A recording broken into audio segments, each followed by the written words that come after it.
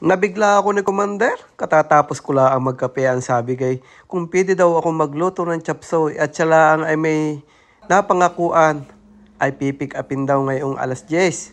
Ay anong oras na? Alas 7:30 na. Ay di ako'y paspas ng pagluluto ay paanin. Ay siya na may kauuwi din lang galing trabaho. Ay sino pang gagawa?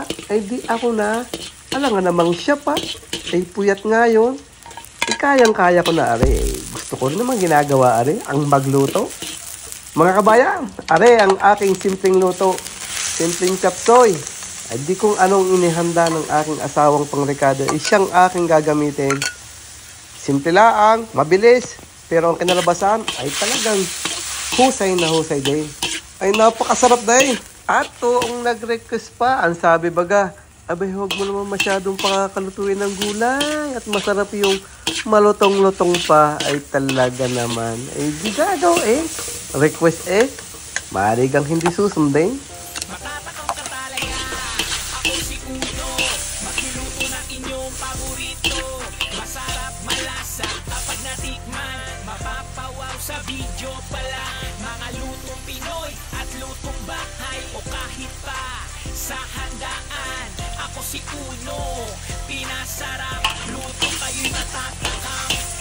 Mga okay na kanyang diskarte, mas pinasarap ang pagkadali. Talagang kayo'y mapapawaw, pinasarap, lalo't may sabaw. Pamilya ang laging inspirasyon, maging masaya anumang sitwasyon. Sila ang lakas sa araw-araw, sila ang kasama anumang problema.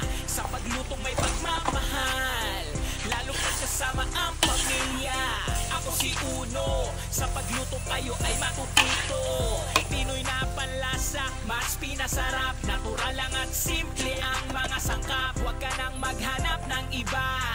Paglutong Pinoy, ako si Uno talaga. Ako si Uno, magluluto ng inyong paborito. Masarap, malasa kapag natikman. Mapapawaw sa video pala. Mga lutong Pinoy at lutong bahay o kahit pa sa handaan. Ako si Uno, pinasarap, lutong kayo'y matatakam. Sa kanyang pagluto at mga video, kasama ang pamilya na laging nandito. Sa kanyang mga vlog, marami kayong luto na malalaman. Mga putahing kakaiba at matatakam ka talaga. Sigurado na sa luto niya ay talagang gugutumin ka. Masayang mga banding kasama ang pamilya. Sa pagluto ay sama-sama. Umulan man kahit umaraw, salo-salo sa isang lamesa.